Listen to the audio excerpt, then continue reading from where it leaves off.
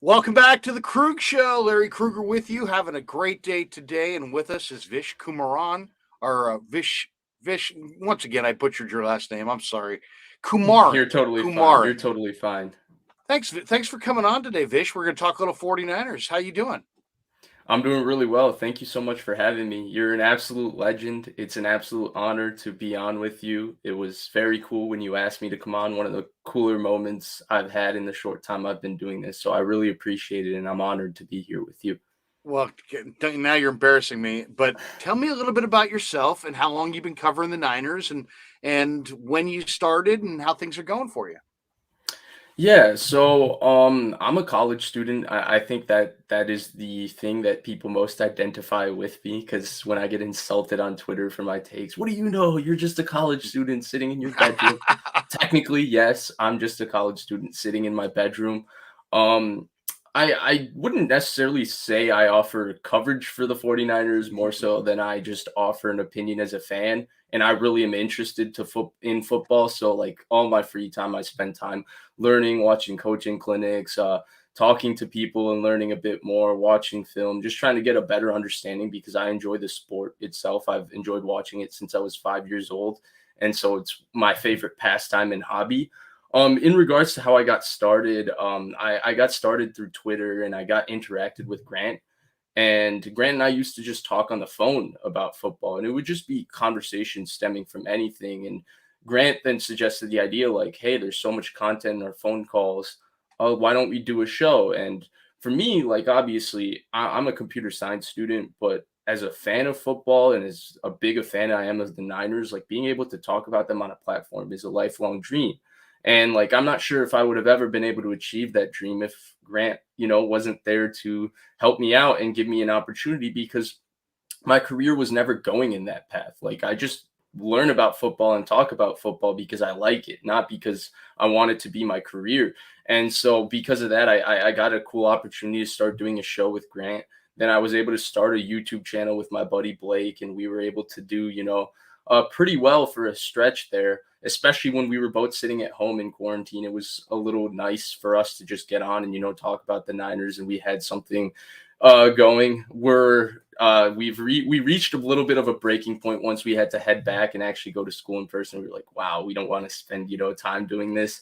We're college students, we want to enjoy our lives a little bit, though doing the YouTube channel was enjoyable. And since then I just been tweeting about them and I talk about them every Monday with Grant, and I love doing it. I love interacting with all Niners fans. I love interacting with everybody that does Niners content. You can learn so much from everybody. Everybody has their own niche and personality and something that you can take from them, and I just try to take in as much as I can and learn as much as I can. Well, before we get to the headlines, let's hit the board because people are recognizing you here. Richie says Vish needed extra time to style the hair. He says he's just joking on that one. Yeah. This one, this one is Tyler says, "What's up, Larry? Have you checked out Grant Napier's new show? It would be awesome for him to be a guest on the show." You know what? I have not, but Grant's a buddy, so maybe I'll check in with him. East Bay Chris says, "I'm always tuning in for Vish. Love what he has to say about the 49ers." East Bay And Chris is the man. I'm always tuning into his tweets. there you go. And Cody says, Vish, come get a job in Sunnyvale so you can get to 49er games every single Sunday. But let's jump right in to the headlines of the morning. And I want to get into Trey Lance. But first, there's a story breaking out of Boston. Dale Arnold, who works for Nesson, the New England Sports Network, tweeted out today, would not be surprised if Tom Brady didn't play for the Buccaneers next season. Try a little further south, suggesting that maybe he would play for the Miami Dolphins. Mm-hmm. What do you? I mean, the Brady thing is just so interesting. It's like, did he retire? A lot of people. Mike Florio came out and said he didn't retire from in the NFL. He retired from the Buccaneers. He didn't want to play for the Buccaneers. And then, basically Bruce Arians said, hey, if we're trading him, we're getting 5 number ones. Then Yeah. Tom unretires, comes back, says he's playing for Tampa. Gronk, I believe, is either re-signed or leaning towards re-signing in Tampa, which to me seems like, Vish, like that's, you Yeah. wouldn't have Gronk re-sign there if he Right. wasn't going to play there, right? I mean, that would really be an end around on your buddy. So what do you make of this report? Do you think there's any credence to it at all? And do you think the Tom Brady idea of playing here in Northern California, is that completely snuffed out, or is there life to that as well? What do you So think? that's a lot. That's a lot to It's a lot. unpack right there. The first things first, I think there's going to be credence to reports like this until he starts week 1 for the Buccaneers. I think you're always going to have this conversation because of the timing of his retirement when it felt like he retired. Because Tom Brady's been consistent about retiring. He's always said he wanted to retire when he felt like he couldn't play. Man just threw for 45 touchdowns last year. So he can clearly still play. His arm's still really strong. He still moves as well as he used to in the pocket. Like, maybe he doesn't stand in and take hits as well as he used to. But other than that, he's still Tom Brady. He's still playing quarterback like one of the 5 or 6 best quarterbacks in the NFL. In regards to the Miami report, I think there's credence to that. And the reason I say that is because we've gotten 2 rumors about it this offseason. The first rumor was that the Brian Flores on the yacht, that entire situation, the quarterback allegedly that Stephen Ross wanted him to meet was Tom Brady. So a lot of people speculated Deshaun Watson. Some people or some reputed reporters have come out and said that that quarterback was Tom Brady. And then the second report was from Mike Florio and Chris Sims that before the Brian Flores accusations and all of that went down, there was some sort of a kind of plan for Brady and Sean Payton to hook up in Miami and start building there. So I think because of that, there has been some smoke connecting Tom Brady to Miami this offseason. And so I think that even if a report like this, maybe it seems at this point unlikely, I don't think you can rule out the possibility until he's playing for Tampa Bay week 1. I think there's always going to be a little bit of inkling, especially given all the reports about how Brady and Bruce Arians weren't really seeing eye to eye. And there was smoke, not just from Florio, from a lot of people, that Brady's retirement was more about the Bucks and Bruce Arians as much more than it was him just wanting to step away from the game.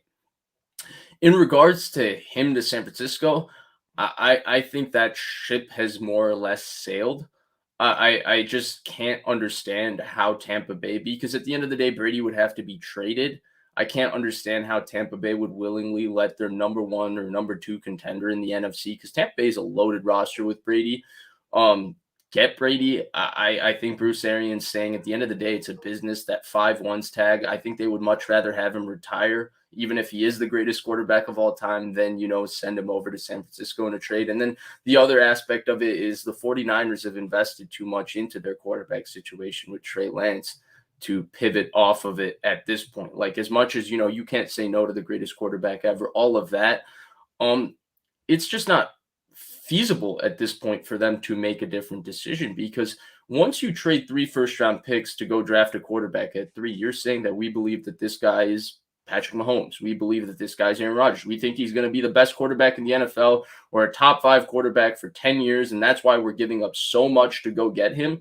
Well, if you're giving up that much to go get him and you believe in him that much, it doesn't make sense to move off of a plan that you clearly had on how you want to handle him. So from that standpoint, like, as much as I would love to see Brady come to the 49ers, like, great. Like, Niners would have, first time I'd be able to walk around saying, yeah, in my lifetime, the Niners have one of those quarterbacks. And maybe Trey Lance will become that guy. We're not sure yet, though we're hoping based on the glimpses of potential he's shown. I would say that the thing is that the investment in him has been so large at this point, you can't pivot elsewhere. It's got to be him. And you got to move this thing forward and get him going and see how good he is. And this is it for Kyle Shanahan and John Lynch. Their jobs are tied to Trey Lance. Their legacy with the 49ers is tied to Trey Lance. And they've already hitched themselves to that wagon. They got to get that wagon moving and see how everything plays out.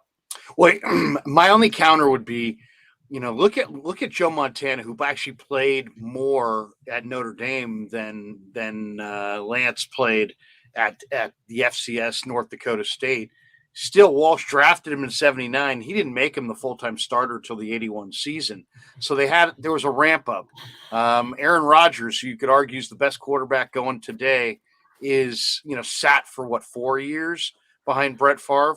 So to say, well, if you could have a chance at Tom Brady and Trey Lance could still be your guy, but you're telling me that you don't think there's anything that could be gained from Trey sitting and watching Brady for a year? I would think that would almost be a perfect situation because Brady's going to play maybe one more year. Trey may need one more year of refinement. Maybe, maybe the answer is Trey's refinement from this point forward has to happen on the field. I could see that argument, right? That, okay, he's done enough film study. He's done enough meetings. It's time for him to get out there and make mistakes and learn from his mistakes and grow while playing. I can see that argument. I'm not saying that it's a disaster. He's not ready to go. I'm just saying that it's weird that Brady wanted to be a Niner, now is back with Tampa. There were reports that he didn't want to be in Tampa. Now there's still reports that he doesn't want to be in Tampa. And it just makes me think that, I don't know. I mean, then if he doesn't want to be in Tampa, then Tampa needs a quarterback coming back. Do they want Tua coming back in a trade? Do they want Garoppolo coming back in a trade? Just seems to me there could be something there. Maybe not. Maybe I'm reading that wrong. Maybe I'm just a NorCal guy. I'll be honest here. I'm going to put all my cards on the table. I'm a San Francisco native. I'm a NorCal guy. I love Tom Brady. I would love to see Tom Brady play for the 49ers for 1 year. So maybe that thought, Vish, is clouding my breakdown on this, and it's more wishful thinking than anything. But I see an avenue where Brady playing here is the best for Brady, the best for the Bucs, and maybe the best for Trey Lance long term. So here's where I want to go, because I do agree with a lot of what you said. There's two things, though, in regards to the Trey Lance situation, right? And I think here's where the Rodgers example and the Montana example are maybe a little bit outdated. And it's the new rookie wage scale that has been implemented since 2011.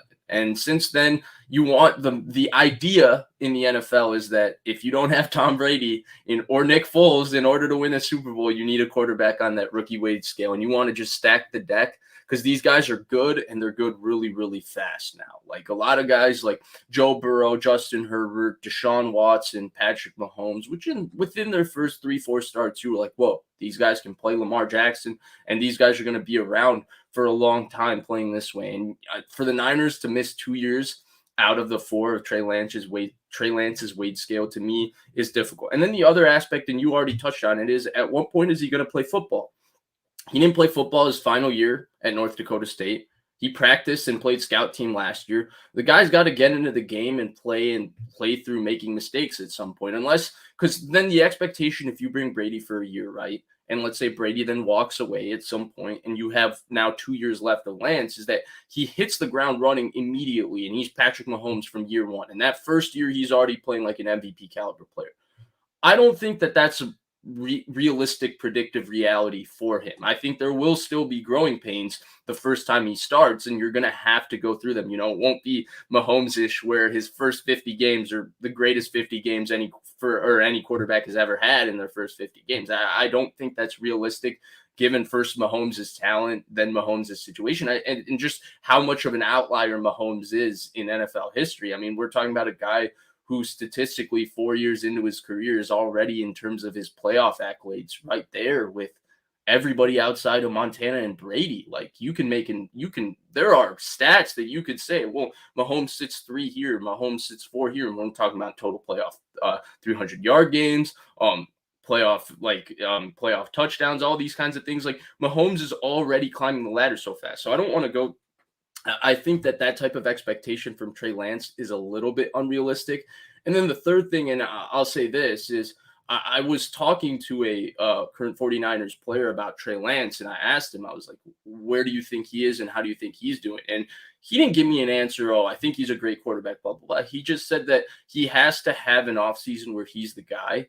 And if he gets that opportunity, then everybody will know if, he is that quarterback or if he isn't. I don't think you can make any definitives because he hasn't really gotten that opportunity yet. He has to go through the offseason as the guy, and he has to be able to play. And I think at some point, given all you've traded up for him, you can't prolong that process.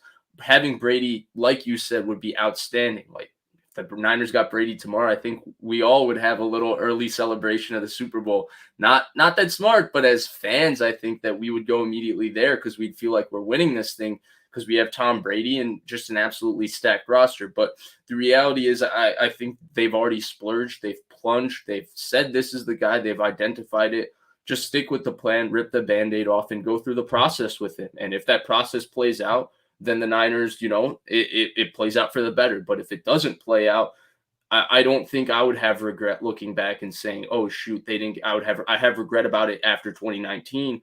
I don't have regret about not getting Brady after 2021 because, one, the variables, we don't even know how he can get himself to California with, the Bucs and the Niners being their number one contender and all of that. And then the other aspect of it is they've already made this investment. They've already went all in. They've already identified this guy as their quarterback, and you have to just see what happens with him. That just has to be how it plays out. Let's talk about Trey Lance, because there was a report this week, just a couple days ago, that he privately has been promised that he's going to be the guy this year. So I would imagine, based on what you've said so far, that you believe that there's credence to that report, that they have promised Trey that, I don't care what is being said in the media, what is being said in the rumor mill, you're the guy, and you're going to be the guy this year. And you think that promise has been made to him? Yeah, I do. I think it's been made from him when Garoppolo basically said goodbye to the 49ers fan base. At his end of the season presser, I think that it's pretty obvious that it was made to him when Kyle Juszczyk, before the Rams game, told Garoppolo this could be the last time we play football together, his teammates and all that. I think everybody's kind of aware of the situation. I think at this point now it's just about making moves, but I do think that it's been told to him that way. I think he is prepping as if he's going to be the 49ers starting quarterback, and I think the Niners are, as weird as the Garoppolo, actually not weird, as maybe they might have mishandled the Garoppolo trade situation. I do think they're gearing up to have Trey Lance be their quarterback. We have Paul, before we get to our sponsor here, Paul Perriman says, what do you guys think about the talk that Jimmy nixed a trade to the Commanders for the 2 second-rounders? If that's true, do you think Jimmy regrets that choice, and how do you think the Niners feel about it? What do you think? I mean, there was there were reports out there that the Niners maybe were sitting on a second-round pick for Garoppolo. Do you think that do you think that offer, if there was an offer out there, came from the Commanders, and do you think he nixed it because he didn't want to play there? Yeah, I do think there's some credence to that. I think him nixing it is kind of like an honorary no trade clause, because technically his no trade clause was not a part of this negotiation. And I've explained that a few times as to why. If I'm the 49ers, I'm pissed, because honestly, as much as I personally, I don't know how you feel about this, Larry. I feel doing right by the player and this quote unquote, we want to do right by the player is BS that organizations spew, because they want fans to think that they're just this warm and friendly, group of people. At the end of the day, it's a business, and they're in their business interests first. I mean, the player has never been prioritized in the NFL. That's just been the case. It's always been a pro-business, pro-league sport rather than a pro-player sport like the NBA. And I think they've always conducted business that way. So I wouldn't be shocked if the 49ers are pissed and things aren't a little bit contentious, given the fact that, as much as people want to act like things are all good and well, I don't think the Niners wanted to keep Garoppolo on March 25th. I don't think if you told them in January when their season ended, hey, Jimmy Garoppolo is going to be on your roster on March 25th, they'd have looked at you and said, no way. Now, they might have planned for it. They might have said, okay, this is the worst case scenario. We have to be prepared, because that's what anybody who runs a business does. You have to prepare yourself for every situation. Just because they're prepared doesn't mean that this is the outcome they wanted. And I don't think they're too happy. And in fact, if I'm Jimmy Garoppolo, I'm not too happy that I'm still on the 49ers either. Of course not. He wants to get Why on would with he his want to life. be here either? Yeah. Let's on the bottom of the screen there, you see our sponsor, the Good Guys Hot Rod and Custom Association, have an event coming up this weekend. If you're in the Bay Area, man, check it out. Pleasanton Fairgrounds in Alameda County. It's the 26th and 27th of this month. And you can get information at good-guys.com. It's the Good Guys 38th All-American Get-Together, as we said, March 26th and 27th at the Alameda County Fairgrounds in Pleasanton. It's America's favorite car show. There'll be over 3,000 American-made or powered hot rods, muscle cars, trucks. They'll all be out there on display. Should be beautiful weather in Northern California this weekend. They have their indoor lowrider exhibition, the Nitro Thunderfest. Who's going to win this year? This year's Good Guys Fuel Curve Custom of the Year. To register your ride or get tickets or just more details about the show, go to the website, which is right there on the screen. Good with the dash in the middle, guys.com, good-guys.com. Thanks to Andrew Ebel and the great people at Good Guys for sponsoring the Krueg Show. All right, let's go back to the text here, to the chat. And East Bay Chris weighs in with, does Vish envision a scenario where Garoppolo stays on the roster this season? That has been floated out there as well, that there is a chance that Garoppolo will be on the roster this year. To me, I don't, if you really are intent on handing Trey Lance the keys to the kingdom and saying, Trey, this is your team, go for it. Garoppolo, in my opinion, can't be on the roster in any form. But that's just the way I see it. How do you see it? Yeah, I see it 100% the same way. He can't be on the roster. He was the guy. You can't replace him while he's on the roster for somebody else. He was paid as the franchise quarterback. He was rallied around like the franchise quarterback. His play wasn't up to the standard of a franchise quarterback, but for all those reasons, I think that you can't do that to Trey Lance, because then it's kind of like Nick Foles kind of hanging around after he won the Super Bowl and kind of hanging over and being a ghost for Carson Wentz. I think that it could be a little bit traumatizing, for lack of a better term, for Trey Lance. And so I don't envision a scenario where he stays. I just think that here's what I think is going to happen with Garoppolo. I don't think Garoppolo is going to find a trade partner. I don't think that at this point, I think everybody's kind of comfortable with where they are at their quarterback position going to the draft. I think hoping for an injury is a little bit idealistic. It's not necessarily going to happen. I think that what's going to happen with Garoppolo, and I don't know if this is the most prudent way to handle it, because they do need Garoppolo's money to sign their draft, but maybe they'll redo a couple restructures. Maybe they'll extend somebody. Maybe they'll create the room, sign their draft. They'll wait till Garoppolo's fully healthy. They'll cut him. They'll keep the $25.5 million, have it roll over to next year, and allow them to have a little in-season flexibility to maybe pull off a move if they do start off really quickly and they do feel they're one or two players away. And they feel that one player can really put them over the top near the trade deadline. But I also think that it's not only that, they're going to do what they threatened to do to Kaepernick, and why Kaepernick, got himself cut earlier. And that's release him at the point where there's everybody's quarterback position is filled. And there's not really a spot for him to get favorable money or favorable opportunity to go play. Like, Garoppolo will find a roster. There's no doubt about that. But will he find a roster at a starter salary and go into the offseason as starter? Absolutely not at the point he gets cut. Because in my opinion, I think that this situation has to have reached a point where things are a little bit contentious. There's no way either side envisioned this happening on March 25th, that both would be still on the 49ers and having to deal with this, especially in a situation where New Orleans has a quarterback, Cleveland has their quarterback, Seattle is maybe the only question mark, but Baker Mayfield is still out there.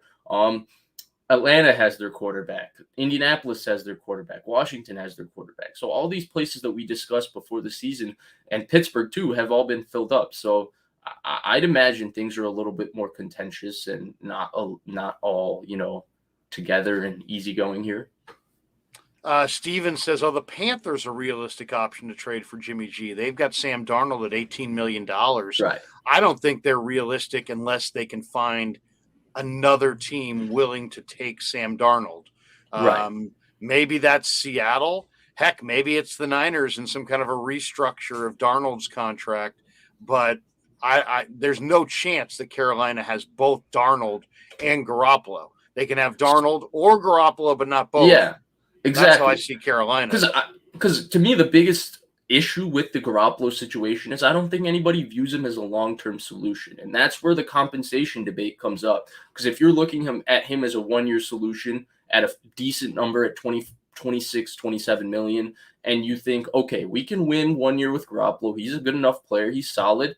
And then, we can go find whoever our next quarterback is and pivot to what is our next quarterback, well, then why would you give up a second-round pick to do that? And I think that's where Pittsburgh kind of was. Well, if the Niners' asking price is that much, we'll just go Trubisky for 1 year, worse player but cheaper, and then we'll find our solution because we'll be able to handle it because either way, we're not a quarterback-driven football team. It's about our defense, and we improved our offensive line, and we're hoping to run the football with Najee Harris. So I'm totally with you on Carolina. To me, why would they spend $45 million with a coach and front office entire regime that might be gone in a year and spend $45 million and a draft pick to what? For 1 year? I don't see the Niners even as a realistic option to take on Darnold because they just gave Nate Sudfeld $2 million guarantee. So maybe they restructure Darnold and, put all of his $18 million fully guaranteed in some sort of signing bonus and just lower his cap hit all the way down. But why would you want to pay him that much? You just paid your backup or your prospective backup $2 million guaranteed. You'd only want that. Sorry to interrupt you, Vish, but yeah. I can't think that anybody would want Darnold unless you believed that Darnold's value was at an all-time low right now. Right. And you can increase it. You could increase it. The other thing I'm looking at is, the one difference between Pittsburgh and Carolina is Mike Tomlin ain't going anywhere. Right. Or Matt Rule is probably fired if he doesn't turn it around somewhat this year. So the only reason Carolina makes sense to me, Vish, is if Carolina could move Darnold's the Darnold decision on their part's a mistake. And their mistake is a mistake that they're going to have to live with. And it's a mistake that on paper will cost Matt Rule his job. So if I'm Matt Rule, if I could get the Jimmy G for Darnold, I'd be willing on Carolina's side to throw a draft pick in addition just to give myself a chance with Garoppolo this year to keep my job. Otherwise, I could be gone. And you know the way the NFL works. There's no promise that Matt Rule will ever get an NFL head coaching job again, right?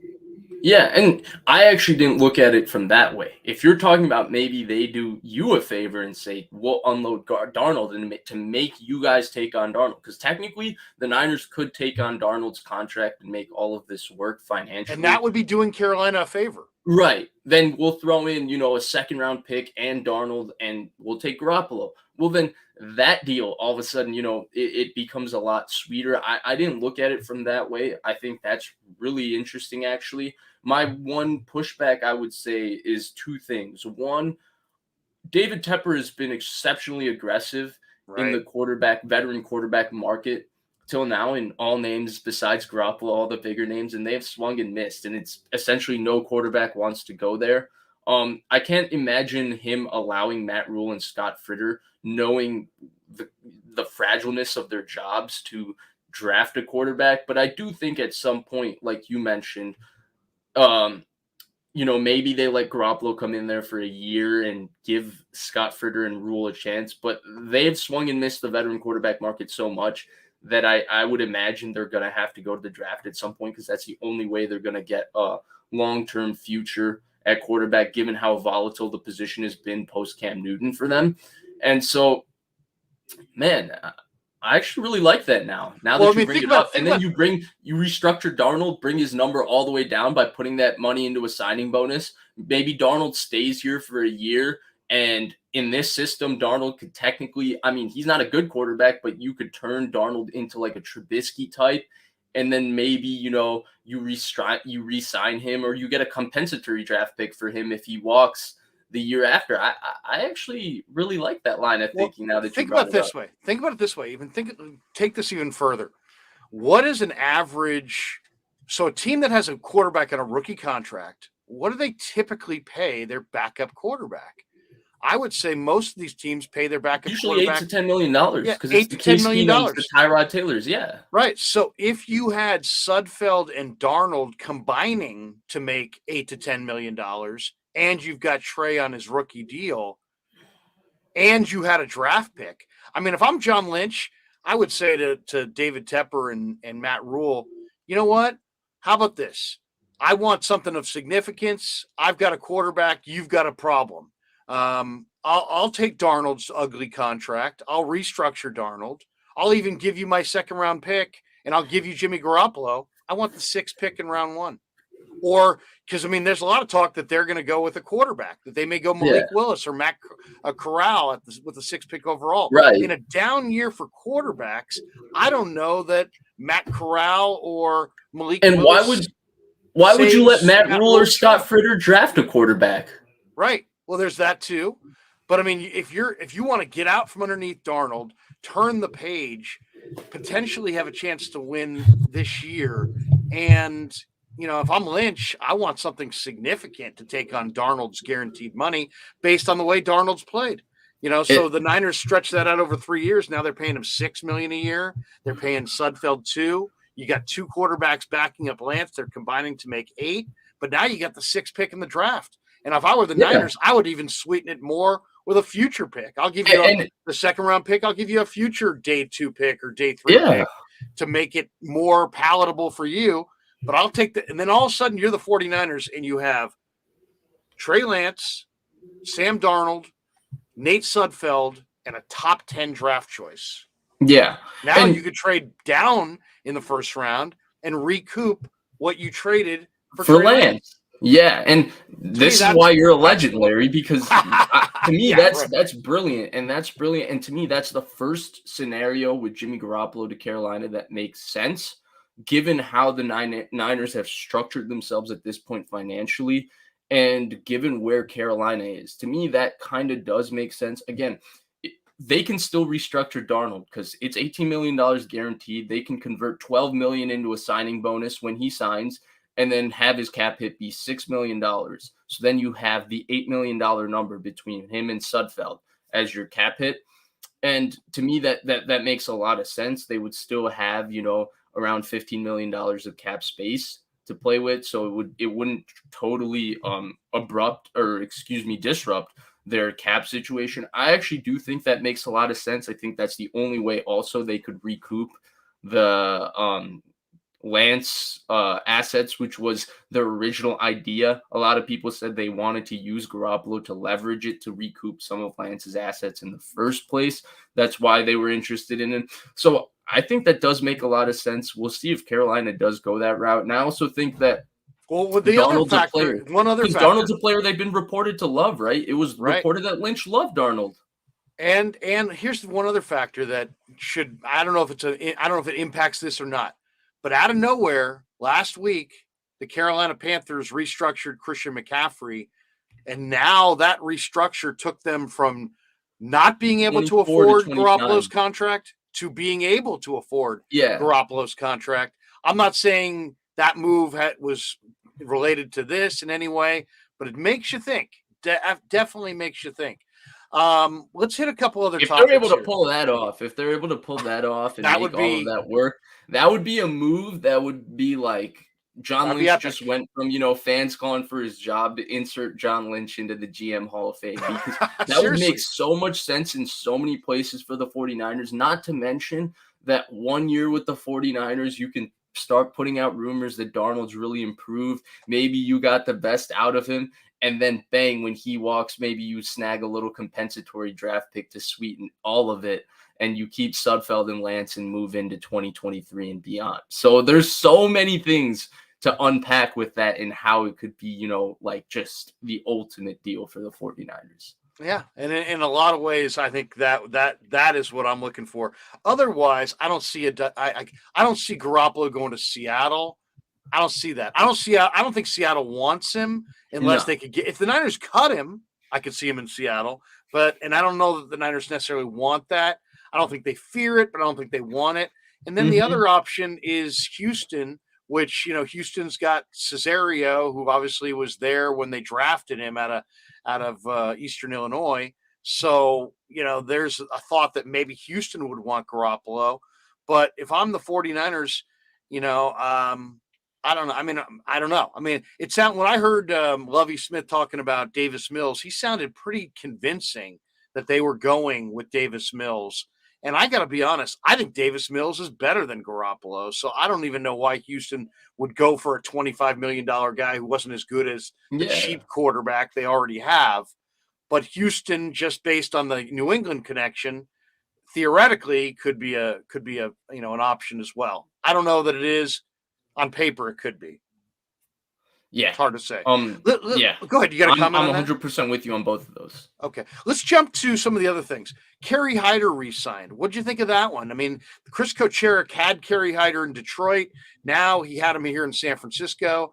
He jumped to Seattle this year where he was not, I don't know, I didn't watch every Seahawk game, but I would venture to say he wasn't as effective in Seattle's front as he was 2 years ago playing for the Niners.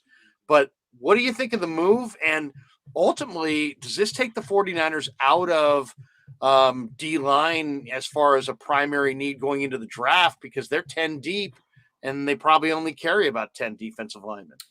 For the first part of the question, in terms of what I thought, I didn't really think much of it. I don't think Kerry Hyder moves the needle either way, but I think he's a good depth piece to have. And I think at the contract that they got him for, his familiarity with Chris Kocherik, his production under Chris Kocherik, it's nice to have Kerry Hyder as a backup defensive lineman, especially because he offers a little bit of versatility to be able to kick inside on certain pass downs. I actually would have preferred that they kept Arden Key, but it looks like Arden Key has kind of priced himself out of San Francisco's range, hence why they went Kerry Hyder, because he's basically got a vet minimum deal. I think Arden Key showed a little bit more juice, a little bit more ability to win quickly on one-on-ones and be a bit more disruptive compared to what Kerry Hyder showed in 2021 versus 2020. But I mean, again, it makes sense from a financial standpoint. I wouldn't say, though, that I think they should be out of the D-line market, because in my opinion, they still should be involved, because I think they're still missing that third defensive lineman, a guy that can consistently win one-on-ones away from Bosa and Armstead to really, really put themselves over the top, from having a good defensive line to having a great defensive line. And in order to win, and I think that that's the move the Rams made, right? The Rams have a lot of really good, at least last year, I'm talking about the 2020 Rams or 2021 Rams, excuse me. They had Aaron Donald, who's best defensive player I've ever seen. I wasn't alive for Lawrence Taylor. He's the best I've seen. They have Leonard Floyd, who to me is a fantastic edge player, one of the 15 or 16 best edge players in the NFL. Then they have a lot of good players like Ashawn Robinson, Joseph Day. They have Greg Gaines. Greg Gaines. I was mixing up him and Reader for a second. Greg Gaines. So they have depth pieces, but Von Miller put them over the top. I thought, especially when I went back and watched the NFC Championship game, if we're talking about the Niners specifically on defense, quarterback aside, I felt like what they were missing was, if you do have a good protection plan on a 3rd and 7 for Bosa, where you're going to chip him with the back and you're then going to have the left tackle set up and you're going to have him be set and you're going to be able to block him. And then you do have a good plan with how you're going to roll the center towards Armstead and get a double on him. I felt like guys like Ebukam and Key, though they were getting pressure and they were creating, Stafford throws the ball really, really well with people around him. He handles the pocket really, really well. You got to get closer and you got to get guys who can cleanly win one-on-ones and get that hit on the quarterback. And I thought secondary edge rusher next to these guys, whether, you went big and went Chandler Jones, I wanted them to sign Von Miller. I also thought Jimmy Garoppolo's money would be available. I thought if you take Von Miller, you put him on the Niners, you give them the best defensive line in front four in football, and it really changes things for them. Or Hassan Riddick. I thought somebody on the other side of Bosa would make a difference, and I still think that they're missing that one impact defensive lineman. Maybe it's Dee Ford. Can we still hold out hope for that? I don't think it is at this point. And because of that, I do think that defensive line is still in need, because they have 2 star players. Javon Kinlaw, who's a little bit of an unknown right now and what type of player he is, a bunch of depth pieces. But to me, they're missing that third guy, because to me, that third guy is important, right?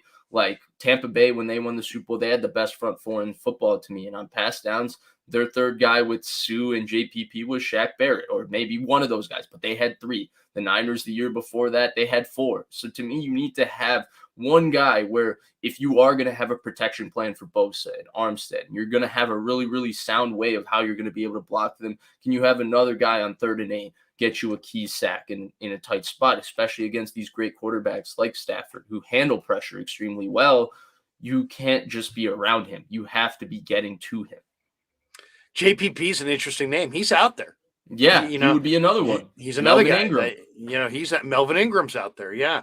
What do you think of Richie here? Says Kerry Hyder's signing allows the Niners to focus more in the draft on the O-line and safety.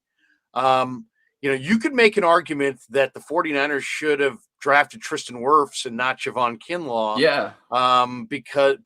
But that was the failure of the Solomon Thomas pick, right? Right. The Solomon Thomas swing and a miss predicated finding a replacement. They went Kinlaw. They probably could have gone Wirfs if Thomas had been a ball player. Instead, Thomas was a bust, and they went Kinlaw, and now there's still a need on the offensive line. One of that's kind of interesting. This one's also kind of interesting. Brash says this year's draft is pretty strong for edge rushers, with love for Chris Kocherik to have a couple of projects to develop. I mean, it is. It's a stacked group. I have a list here of these edge rushers that I like in this draft. I mean, Alex Wright, who they worked out, UAB. Jeffrey Gunter, Coastal Carolina. Love Jeffrey Gunter. Sanders from Cincinnati is an incredible player. Well, Sam Williams from if Ole we're talking Miss. about them getting to the 6th pick in the draft, though, let's say that the Carolina scenario you talked about plays out. Yeah, I wasn't even now thinking you're in about that. Trayvon Walker, Thibodeau range, and you want to talk about guys that would be game changers on the other side of Bosa. Kayvon Those Thibodeau guys would be and those Bosa? guys. Yeah. Yeah, then now we're talking. What do you think the priority is right now going into the draft for the 49ers? Based on their free agency so far, who they've lost, who they've gained, what's the priority going into the draft? I think it starts with their offensive line. I don't necessarily love that they left their offensive line for the draft, because I do think they've invested in it enough over the last couple of years where they do have a lot of guys, young guys, very unproven guys who could possibly fill in at those spots. And I don't like the fact that I think an interior offensive lineman has to be drafted, whether it's a guard, center, because, again, they need to draft Alex Mack's eventual replacement.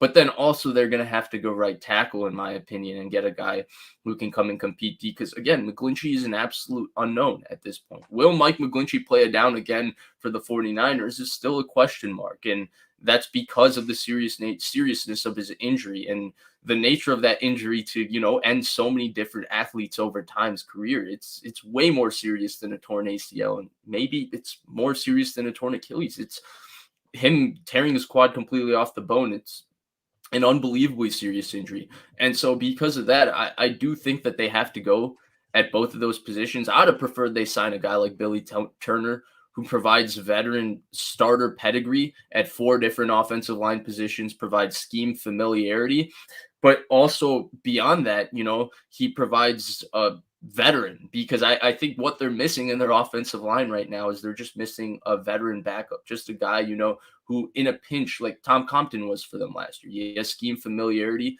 He's cheap. And in a pinch that he can execute a part of your offense well. And for Tom Compton, that's the run game. He's awful in the pass game, but you don't have to, restrict yourself to what you do in the run game because Tom Compton's your right tackle, because he's athletic enough and good enough in space to be able to handle himself okay in the run game. And I think it's a little bit scary for them to just have all these young players, because at the end of the day, right, for the margins for the 49ers are very thin. They're very close to getting to their ultimate goal. Very close. And, to have to rely on so many young players to step up, in my opinion, is a little bit scary, given, how difficult it can be for young players to produce and all of that. I would have liked for them to have some sort of veteran depth piece added to this offensive line. Doesn't have to be a star, but just a guy that has some little bit of starter pedigree, and a guy that, the Niners can lean to in case one of these younger guys doesn't pan out for, a very, very baseline. It's probably below average level of play, but it's play that you can get by when you do have a star in Trent Williams. And so because of that, I wish there was maybe a little bit more investment, but that's where, to me, they got to go in the draft. Will Hernandez is my favorite veteran guard in the draft. I don't like a lot of interior linemen, in the draft typically. I just think that they're, dime a dozen. There aren't that many difference makers. But, man, this year, the Iowa center, Linderbaum, is just ridiculous. I mean, he's just so damn good. It's crazy. And he's probably going to go in the teens. And he's a plug-and-play guy at center or guard. And that could be really, really intriguing. It's hard to say. What do you think of, I'm asking, what do you think of Banks what does anybody think of Banks? We don't know unless you're a Notre Dame fan. I liked him in college. Yeah, I watched liked him in college drafted him. too. But what do you think of Banks? What do you think of Jalen Moore? Do you think those guys are in the mix for starting spots this year? I'm going to be upfront with this, Larry. I'm the single worst offensive line evaluator ever. I just don't get offensive line. Like, I looked at Banks and I thought 4-year starter, he's got size. Damn, he moves pretty well at his size. And then you see exactly him at Notre Dame. They run wide zone and you're like, wow, he can move well in space and he handles himself okay in wide zone. Then you see them run inside zone. Then you see them run a little bit of duo and you see, wow, he can handle a double team and all that. And you're thinking like, okay, this guy makes sense, plug and play, all of that. And he's just getting pushed around and he doesn't have the play strength that you thought you saw. And I'm like, wow, like this doesn't make sense to me. The offensive line doesn't make sense. But before the draft, not before the draft, after they drafted him, I thought he made a lot of sense. I still am not like totally out on him. It's been one season. I think if he, fixes his diet, comes back a lot stronger, I don't see why he couldn't be an option at left guard. I mean, Laken Tomlinson is a good player, but let's not go out of our way and act like Laken Tomlinson and Trent Williams were Steve Hutchinson and Walter Jones or something like that. Like Laken Tomlinson was an above average starter who played every game. And I see no reason why Aaron Banks can't develop into that player. I mean, Laken Tomlinson was a total bust because he wasn't playing in a right scheme in Detroit. And then he comes to the Niners for a 5th-round pick, and he's able to get a massive extension 5 years later. Or a massive deal in free agency. So I'm not totally out. Jalen Moore, I wonder where his position is, right? Because they said left tackle, left guard. And then they tried to play him at right tackle midseason, and it was an experiment not worth having because he really, really struggled in the run game. I know it's really hard to go between if you're a left side guy to have to play the right side. So I totally understand it from that standpoint.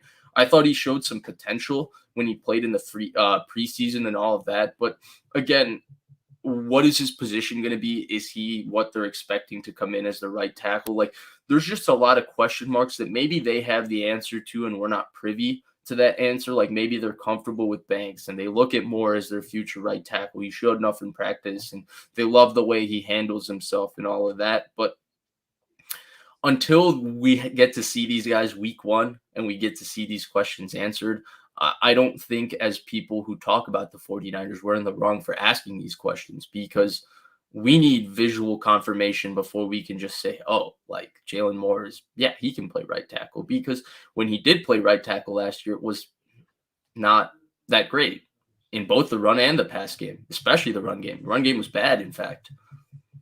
See, I would say the draft priority is more difference makers, either skill position guys who can make a difference, running back, wide receiver, or defensive guys that can make a difference. I think maybe the most desperate need might be the nickel corner. I think it's a big need. Free safety might be one. Matthew says, Vish, you're cheating on Grant. I mean, Grant's fine with Vish being here. Carlos says, thoughts on restructuring Jimmy Ward's contract and bringing in Tyrann Mathieu. Matthew's still out there. He's an incredible playmaker at safety. What do you think of that? Would change the dynamic because eventually, I mentioned this to Grant. I think Ward's future is at strong safety. I think he's good enough in the box to play the run, and I wouldn't mind seeing Tyrann Mathieu as the center fielder in a cover 3, especially. Well, it would take a ton of cash to get Tyrann Mathieu, and they probably would have to move Garoppolo before they could make that kind of a move. But what do you think of that idea? Yeah, I'm not so. I don't know if you're familiar, but I'm a big fan of the 49ers safeties. I always talk about how good I think both Jimmy Ward and Jaquiski Tartt are. In terms of Ward's contract, it wouldn't be a restructure. They would have to give him an outright extension. Right. And I think given his play the last 2 years, if you're talking about Deebo Samuel and Nick Bosa getting big deals, Jimmy Ward's extension wouldn't just be something, hey, Jimmy Ward, we're going to give you an extension. He's established himself as one of the better players on this football team. I would say he's one of the 6 or 7 best players on this football team. I think what he does for this defense has been invaluable. And so I think it would be a big extension. And we're talking about a guy who's 30. He's only gotten the one big payday because he was never finding his position his first few years in his career. If you're Jimmy Ward, you don't want to sacrifice money on the table. So he's been healthy. He's played exceptionally well. That would be a big extension. So from that standpoint, I don't know, like, it's feasible, but I don't think people understand the magnitude of having to extend Jimmy Ward at this point when you first want to handle the Bosa and Debo extensions, because Ward's extension is not just calling up a player who maybe has played okay that you want to extend. You're talking about one of your best players who's going to get a large contract. In terms of bringing in Tyrann Mathieu, I don't know if he's a one-for-one replacement for Jaquiski Tartt, because to me, first of all, I think Tyrann Mathieu is a future Hall of Famer as a defensive back. He's an all-decades team member, multiple-time first-team All-Pro, made the Pro Bowl a few times. I think he's an absolutely special player, but I don't know if he makes sense for the 49ers at this point in terms of what they ask their safeties to do. Mathieu, to me, has lost a little bit in terms of his body. I don't think he moves as well as Tyrann Mathieu in Arizona, Tyrann Mathieu in Houston, Tyrann Mathieu when he first joined the Chiefs moves, especially, and I think you can see in terms of the Chiefs' usage, Chiefs play a lot of cover two. They play a lot of zero and they play a lot of cover two. And when they play cover two, they like playing two invert. So they like having their safeties come down and be the curl flat defenders, and then having both their corners play half field. And it gives, and they do it as a rotation basically to kind of keep the quarterback guessing, especially when you're going to play that much cover two.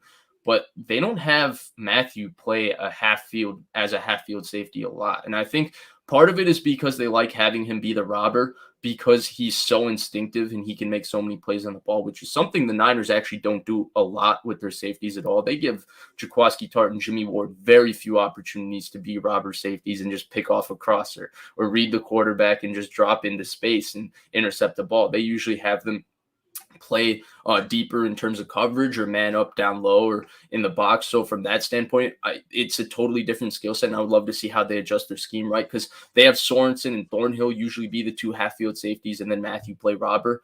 And then the other part to it is the run game aspect with Tartt, right? Because with Ward, the thing that to me that separates Tartt a little bit and why I think it's going to be tough to replace him is he's got a really, really good feel. And I would add K'Wan Williams, because we were talking about nickel is a need too. They both, like, the Niners put a lot, because they're a one-gap team, they put a lot on their defensive backs and sub-packages in the run game. And both Tartt and K'Wan Williams have a really good understanding of the run game. They understand how to fill the bubble. They understand how to play inside out, and they understand how to play in the C and D gaps. They understand how to take on blocks. They understand how to win their gap, and both of them are unbelievable at doing it. Mathieu, at this point, he used to be just unbelievably special in the run game for a guy that small. He had an unbelievable understanding of leverage, just how runs work, what happens when offensive linemen move the way they do, and he had an unbelievable ability to shoot gaps. He's not been the same, in my opinion, the last year doing that. Maybe he was banged up, but I think if you're talking about that sort of thing, I don't know at this point in terms of his age, the money that he still may command, what the Niners do with their safeties, if he makes the most sense playing next to Ward. The guy I like, if you're not going to bring back Tartt, is Terrell Edmunds in Pittsburgh. He's still out there. He's 26 years old. I liked him a lot before the draft. He's a great athlete. He's a big guy. He covers the hell out of – he can cover. He's unbelievable in coverage. Like, he can cover like Tartt, where it's just he moves so well for a guy that big. He has unbelievable range. He has range from the hash to the sideline, and he can eliminate a lot of things deeper down the field. He's also a good open field tackler. I don't think he's as good as Tartt in the run game, but he's also 26. He's got the body and, the physical ability to become a very good filler in the run game. It's just the Niners would have to put a little bit on their coaching staff. But at this point, as good as Mathieu is, and as someone who views Mathieu as a future Hall of Famer, just because of the way the Niners play defense and what they do on defense, I don't know if shelling out that much money for him makes the most sense, especially because Ward has an impending extension. And Ward, right now at this point, because of what he does in man coverage, is irreplaceable for the 49ers on third downs. Yeah, Edmunds is an interesting name for sure. What do you think of Tartt coming back? I mean, they drafted Tartt. They've had Tartt. He's comfortable here. He's had opportunities to leave. I don't think he's primed for any kind of big payday. Mm-hmm. So there's no team out there ready to dump a big amount of money in his lap. Do you think, could you see him re-signing for kind of a sweet, club-friendly deal right before the beginning of camp? So I would love for them to bring back Tartt. I don't think they've replaced Tart at this point. I think that Tart is a very good player, and I would love for him to come back. I just have a pretty good feeling that I don't think he's coming back. Um, I can just leave it at that, but I don't think Tart is going to come back. Yeah, it seems like the way things ended this year that they've probably going to say goodbye. Cody asked a question here. He's pretty. This is a good one. Agree or disagree? As the roster stands right now, is it a playoff caliber roster? He adds that adding a strong safety and another edge rusher makes it a Super Bowl roster, in his opinion. Do you think it's a playoff caliber roster right now? Well, in the NFC, I look at Minnesota as a playoff caliber roster, so that tells you everything you need to know about the NFC. But yeah, it is a playoff caliber roster. I do think they're a step below maybe the Buffaloes of the world, and I do think an edge or a safety would go a long way. I would throw nickel in there too. I do think Williams was at the time they did was totally okay. But at this point, what he does in the run game, to me, he's the best nickel in the run game in the NFL. And I don't think anybody does it the role that Rondé Barber first brought to the NFL, which was having your nickel handle a gap in the run game and fill like a Sam linebacker. K'Wan Williams does that. I mean, we're talking about the scheme has evolved, but the origins of the Seattle defense, even though the Niners don't really play the Seattle defense before, is with Monty Kiffin in Tampa, the Tampa 2 scheme and all of that. So because of that, I do think nickel is still a need because if you're going to be in sub packages 70% of the time, you need your nickel to be able to handle a gap in the run game, unless you're going to two gap with your defensive lineman. And K'Wan Williams was doing that as well as anybody in the NFL. And so, to me, like the drop off, right? You can replace him with a younger player. That younger player can play well, but those small drop offs in those positions make the Niners just a little bit worse. And that little bit worse could be the difference, from going to the Super Bowl and winning the Super Bowl, or maybe losing in the title game or losing in the divisional round. So I would say they have a playoff roster. I don't think they have a Super Bowl. I don't think their Super Bowl window's open until Trey Lance plays prove 5 or himself. 6 games and kind of shows you that he's at that level. Right now, it's an unknown, so you can't say the Super Bowl window's open. But I think it's a Super Bowl caliber roster, potentially with a good draft. But I do think it's a playoff roster. Let me jump to some of these on the board here. SF 49ers, genius trade idea for Darnold. Well, thank you. Yeah, that was brilliant. This is why you're the best of the best, Larry. Thank you. Tassi, come on, who are we kidding? Tassio says, think they draft a punter. As this is Mitch Wishnowski's last year, the most important topic no one is talking about. This kind of bugs me. I hate investing 4th round picks in punters. The 49ers should have drafted the Stanford punter a couple years ago. The Patriots got him in the 6th round. Yeah, they got him 6th round, I think. Niners take Wishnowski in the 4th. Wishnowski's most impressive moments have come where he actually blows people up in punt coverage. But and the San Diego State punter is special. I mean, I will say that. I don't know how much college ball you watch, but there is a punter in this year's draft. I forget his name, but he's just awesome. He's an incredible punter. Outside of getting that guy, I don't want to see them invest a day 1, day 2, or high day 3 pick in a punter. I just don't. I don't think that your punter wins you anything. I don't, quick, who's the punter for the Super Bowl champions? It's like, does anybody know? He just signed a deal with Dallas, a 3-year contract. Yeah. Okay, so I mean, there you go. I don't know about that one. This is another one here. Johnny says, are the 49ers out on acquiring Bobby Wagner? Man, I saw somebody, now everybody can Photoshop everybody into anybody's uniform. I saw a picture. Bobby Wagner uniform, and I was like, oh, just the idea of them having Aaron Donald, Wagner, and Jalen Ramsey all on the same defense. That I don't like, even though Wagner's I would go at Wagner just because you have Greenlaw, you have Al Shair, you have Fred Warner. You've demonstrated that you can find fast, instinctive linebackers. Heck, I thought Marcel Harris played well when he was in there. Yeah. He's still out there. They So don't they don't I don't ask think a I would lot of say their no to Bobby linebackers. Wagner. They don't They don't ask need a Bobby lot of their Wagner. linebackers outside of Fred Warner. They don't ask a lot of them in coverage. They don't ask a lot of them in the run game. You're literally just responsible for one gap, and you just have to be fast and trigger quick enough to go fill it. It's not rocket science, which is why they're able to find guys like Oren Burks. That guy was an absolute bust in Green Bay. I wouldn't be surprised if we're watching him in the preseason and say, "Oh, Oren Burks looks pretty good." Well, yeah, because he has an athletic profile that fits this defense, and they don't require their linebackers to do a lot of thinking because their team speed is built around their linebackers. So, I mean, acquiring Bobby Wagner, would that be fantastic? Yes. But when you have other things to fill in your roster and you have guys that can handle a job that you don't ask much of them anyway, like only Fred Warner really is asked to do a lot in coverage. Why? Yeah, I mean, do I want beautiful hand carved hardwood floors for my mansion? Yeah, I guess I would.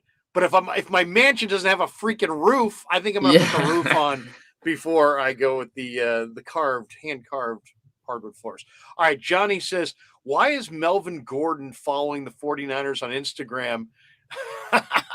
And what do you think? I mean, Melvin Gordon. I mean, the Niners don't really need Melvin Gordon, and they definitely don't need his money. But I think Melvin Gordon's trying to drum up a market for Melvin Gordon. Yeah, I don't think anybody wants Melvin Gordon. Seriously, now this guy I loved him at Wisconsin, and he just hasn't really consistently done it. So I think I think his market is a whole lot lower than maybe he thinks. I mean, I don't know. I think whenever I see players following this team, players following that team, to me, it's an agent ploy to get those fans, like, oh, Melvin Gordon's following us because he was a name 2 years ago. Let's get high on Melvin Gordon because, like, Melvin Gordon is still a pretty good player. Like, he's okay. Pretty good.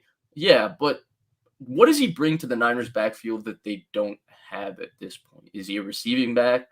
Yeah, right. Sorta. I mean, I don't know. Is he good in pass protection? Yeah, he's all right. Is he an explosive game breaker in the run game? No. Is he okay in the run game? Yeah, he's pretty good. He's still a good player, but like, I don't know. Yeah. It's a loaded running where I'm going. Yeah. Well, I mean, here's the thing. It's also about why would you spend money on a veteran when you already have Jeff Wilson, Trey Sermon, Elijah Mitchell, Jermichael Hasty, and you can typically only carry 5 running backs. It's a loaded draft. I love this running back draft, especially on day 3. And I just don't see any reason for that one. GTC Real says, would a guy like Richard Sherman shift to safety at this point in his career? He may want to. I think Richard Sherman's been done for a while. I think Richard Sherman, it doesn't play, it doesn't play man coverage well, lacks suddenness. I think his body is done.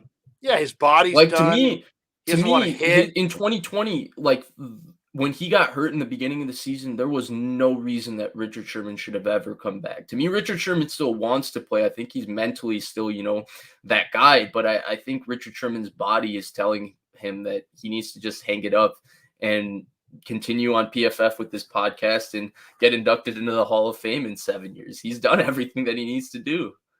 The punt god, according to Tom Jensen, is Matt Arieza. There you go. There it is. Monster. In fact, Dusty says Matt Arieza, left foot kicker and punter. Oh, he's a kicker too. Yeah, he's a kicker too. Shin FTW says Vish is very knowledgeable.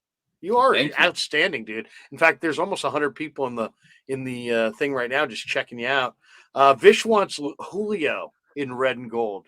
Let's talk about that. You want Julio Jones? Is that a correct assessment of your? No, it's absolutely not. I don't want the 49ers to go near Julio Jones. Julio Jones' body, just like Richard Sherman, it's done. Yeah, Julio Jones. Julio Jones has been questionable. He used to be questionable and play for like the last 5 years every week. And fantasy owners of Julio Jones know this better than anybody. Julio Jones always questionable, always ankle or hamstring injury. It's always one of the two, and he's always questionable and he'll play. Now he's questionable and he doesn't play. Yeah, I had him on my team this year and I cut him. Well, Yeah. I Okay, that tells you literally all you need to know. I Yeah. cut him. I cut him because he eventually he just couldn't get out there on the field, and that's not the receiver they need. You know what I mean? These are not the droids you're looking for. I Yeah. mean that they don't. That's not the guy they need. What they need is they need the vertical threat. Mhm. They've got Jawan Jennings who can run a good out pattern and catch the ball. He did it under pressure. They've got Debo, who's probably more of a running back at this point. They've got Ayuk, Do you who's a really big. believe that, Larry? Well, I think he's. I think they want to they want to get him the ball, and I think if you say what is Debo's greatest strength, Vish, I would say as a receiver, it's It's with the not ball in his his hands. it's not his hand. It's not his hands or his route Yeah. running or his recognition of coverage. It's when he has the ball in his hands, his rack is incredible. His Yeah. rack yard, his run after the catch. So he's like TL, except he's not quite doesn't have quite that size to him. But he's a better run after the catch guy than I think most receivers. So he's more of here's a what I running will back. say. I don't think Debo can be your true, X receiver where you just line him up on the single side and you have him isolated with the DB to run, backside digs, slants. But I do think that Debo does have enough movement ability and explosion where you can line him up outside and he would be very successful as just a receiver with his after the catch ability because of how explosive he is and how sudden he is in terms of his just pure movement skills. But I think that I'm with you. I think his usage is going to be a hybrid because I think that no matter what, I think the Niners realize that he's our best offensive player. We got to find a way for him to touch the ball 10 to 12 times. And if it's on a couple third downs, you can isolate and have him be the number one read and come across the quarterback's face on an in cut, then we'll do that 2 times a game. And if it's handing it off or running a little jet sweep or running that little, push past jet sweep thingy 3 times a game and having him run the ball to get to him to 10 to 12 attempts. I'm with you on that. Like, that's what they're going to do. Yeah, I love Debo, but I love him as a running back more because I mean you're throwing to your running backs more than ever. And in a league where teams are in their sub package 70% of the time and teams throw to their backs, this guy's like the best running back receiver Mm-hmm. guy there is. Here's an interesting name. Johnny T says Will Fuller. There's a lot of talk that Will Fuller may join Deshaun Watson in Cleveland because Yeah, they're that's what I buddies. thought too. But Will Fuller, Niners love the Notre Dame guys. This guy right here has been hurt an awful lot. When he plays, he's Beast. exactly Yeah. what they need. He's a vertical threat who can take it to the house and on any singular play. So to me, that's what they need at receiver. They need somebody to create room, run off the coverage, open things up for Kittle and Debo and Ayuk underneath, create Yeah. space, but not just some freak of nature guy, some go pattern guy. They need a legitimate downfield threat who can To actually me, make plays down the field. that guy, ideally Ray McLeod, like kind of, You think he McLeod's that doesn't, guy? no, I don't. But I think if you look at his skill set where you can line up in the slouts, very sudden, very shifty, very quick in and out of his breaks, return specialist, and then you add a vertical element to it, which is kind of what Taylor Gabriel was in Atlanta. I don't Yeah, think that's a good McLeod call. has that game-breaking, game-changing speed, which is why he doesn't offer that. But I think if you could combine that guy into one, then it would be perfect for the receiving core. I think McLeod covered a need, but I'm with you. I still think they need a guy who every single down can stretch a defense and run off coverage vertically. Vish, man, you're blowing up. We got to do this more often, man. You're seriously, you're the bomb here. All right, let's hit a couple more here. What would you say is the best addition thus far? I know Charvarius Ward got the most money, Mm-hmm. but looking at the additions the Niners have made since the end of the season, in your mind, what's the best addition money factored in? It's still Ward. His contract Ward? is very cheap for those first 2 years. I think he solidifies the corner position for them very much so. I think I like Emmanuel Mosley a lot. I don't know how you feel about him, Oh, I do Larry, but too. I Yeah. thought when he played last year, he showed that he is without a doubt a starting corner in the NFL. And he's a good starting corner in the NFL. And I think that Ward gives you maybe a little better version of Mosley, with a little bit more size and a little bit better movement in terms of fluidity than Mosley. Though Mosley, in my opinion, is a pretty good athlete. He's got pretty good feet and he moves well too. And so I think Ward is still the best value because I think that he's kind of the only starter that's come in this offseason. And I think that he kind of just makes sense from an entire scheme fit to total value standpoint in terms of his contract, where he can just come in and start next to Mosley. The Niners will have, for the first time since maybe Carlos Rogers and Terrell, or Richard Sherman and Emmanuel Mosley. I don't even know if you could say Mosley at that point. Maybe the first time since Terrell Brown and Carlos Rogers, two good, capable, consistent starting corners. I'm going to say Hassan Ridgeway. I like Ridgeway. Why? It's a good one. I liked Ridgeway in college, and he's got, he's got some pass rush ability inside. Now, as far as anchor strength against the run, he's not DJ Jones. But No. as far as movement ability, if you can play him in a rotation, and the Niners do play their D linemen in a rotation, and they've got other guys, right? You've got, Kinlaw, and you've got Armstead, and you've got Mo Hurst, and, they've got other guys. Now, Kerry Hyder can play inside in a sub package. They may get somebody else in the draft. Kevin Givens is an outstanding interior pass rusher, and they've got all these guys, right? So you can say to Ridgeway, you know what? Get out there and get up the field and put some heat in the middle of the defense and run stunts and operate some of the games that we like to play up front. I like Ridgeway at the price they paid, at the mileage that he's got left on his body, and also I think that interior players, especially if you got a Kinlaw is a house, but he has very little pass rush. You have to surround him with other tackles who all have pass rush ability. And so I think Ridgeway is a good fit in that D tackle rotation. He's my favorite of the guys they signed. Who is the guy that they lost that we're going to be sitting there going, can you believe they lost this guy? I mean, how do you, they've lost a few of them, but who do you think is the most significant loss of the offseason? To me right now, it's Jaquiski Tartt. And that's because I think the rest of the safety position is still a question mark. And the reason I say Tartt is because Tartt's overall versatility and his overall smarts, I think, have always been underrated.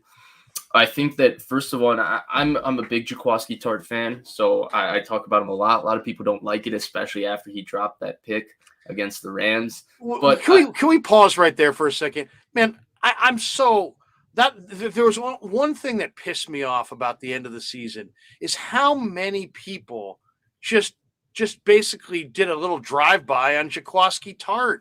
I didn't understand it. This guy owned it. First of all, he's a great fucking guy. Okay, I've interviewed him in camp a couple times. He's a terrific guy. He's as respected very honest as up front. He's as respected as any guy on the entire team.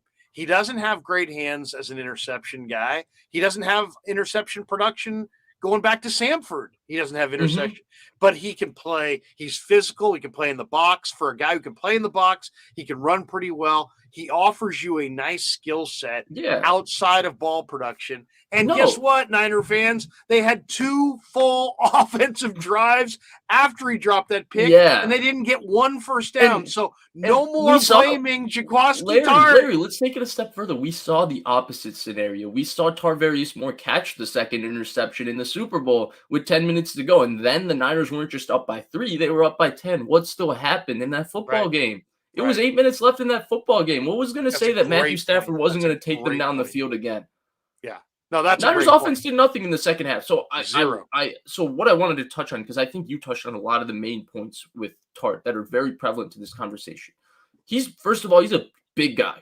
He's 6'3", 220. He's a big guy at safety. He's a linebacker. He can play weak side backer if you have him there. And that's why the Niners have specific rotations, even on rundowns, where they'll rotate to like 3 week and have Tartt be the middle hook player in cover 3, which is great, right? In coverage, safety being your middle hook player offers more mobility and all of that, but also means that in the run fake, he's going to have to take on the A-gap at sometimes. And you're not asking a safety to take on the A-gap unless he's built like Jaquiski Tartt.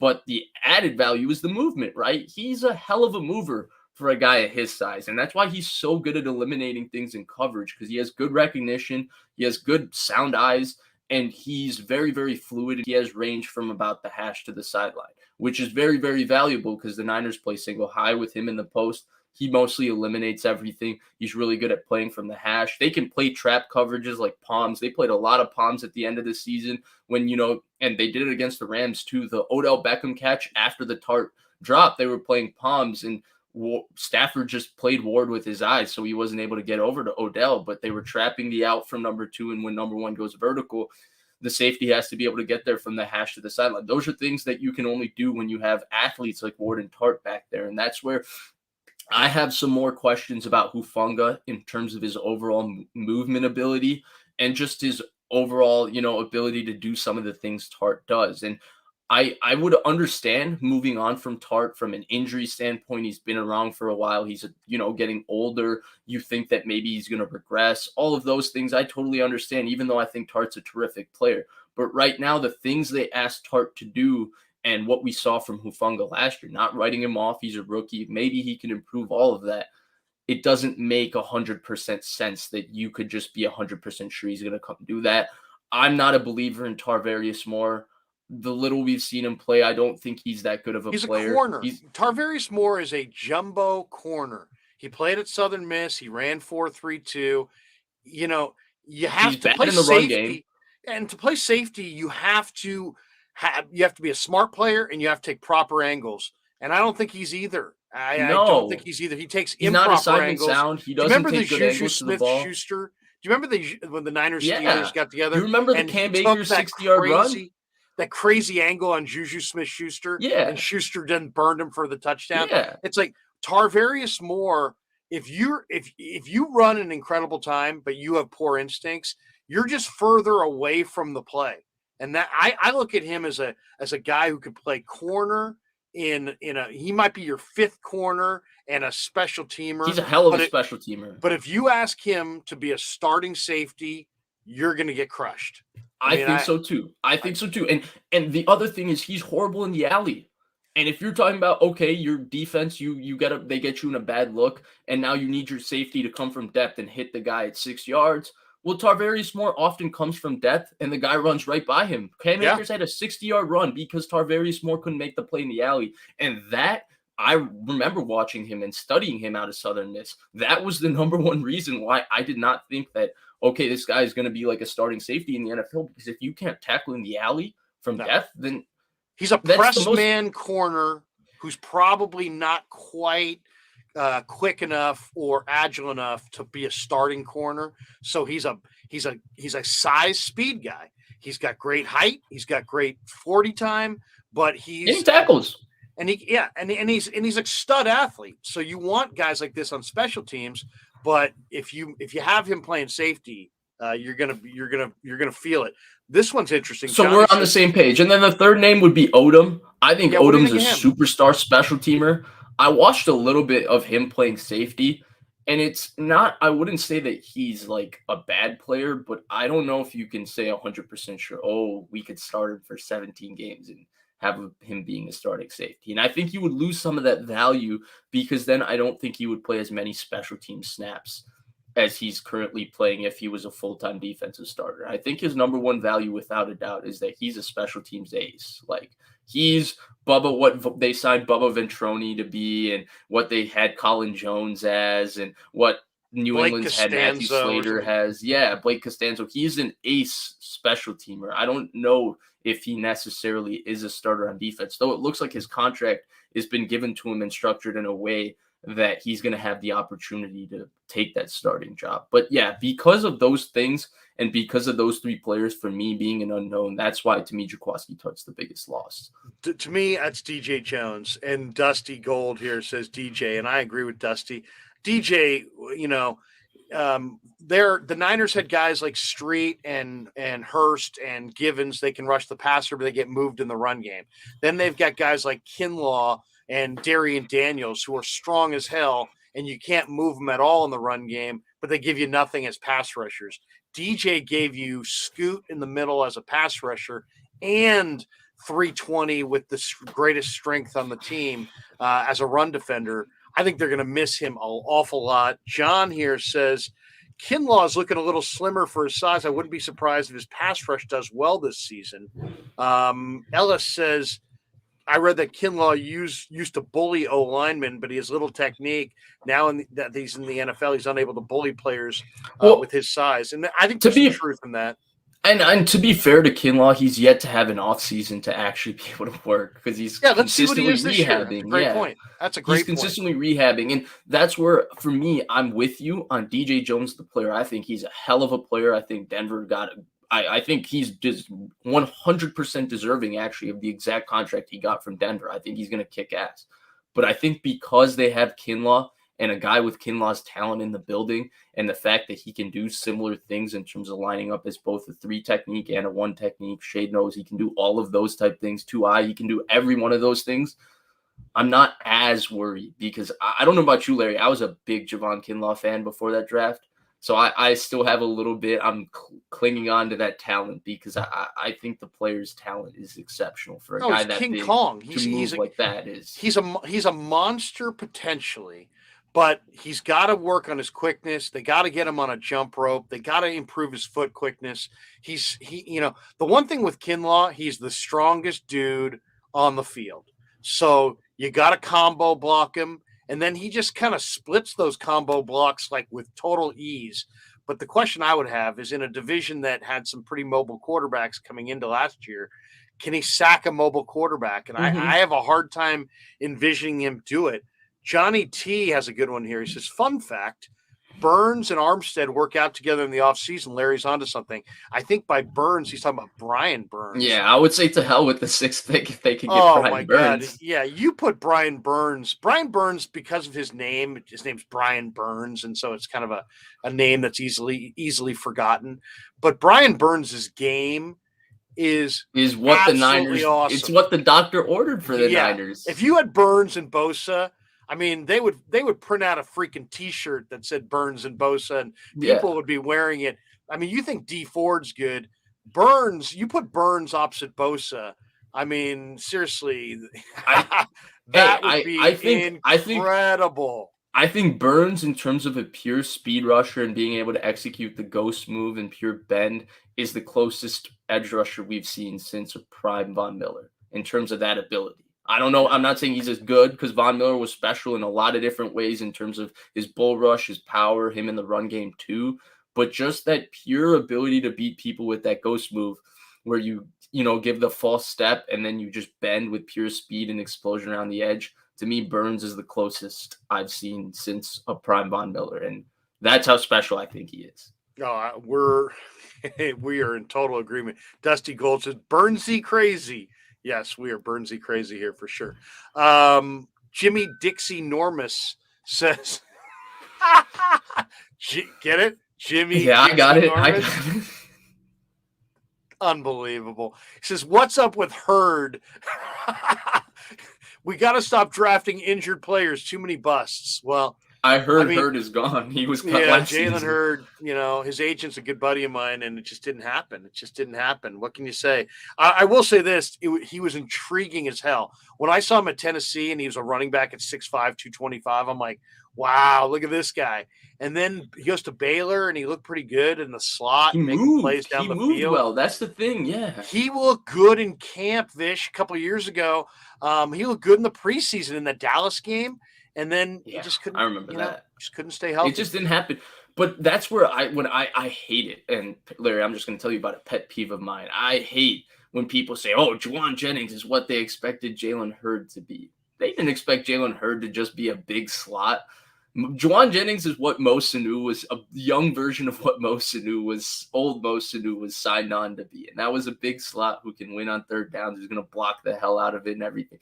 To me, Jalen Hurd was probably closer to what Debo did last year, what they expected from him in maybe a smaller usage rate in terms of being able to line up in the backfield, and they were able to execute certain runs to certain looks with him, being able to, be a big slot, but also line up in the outside. Like the talent for a guy that big to move laterally and be as fluid as he was a little bit freaky.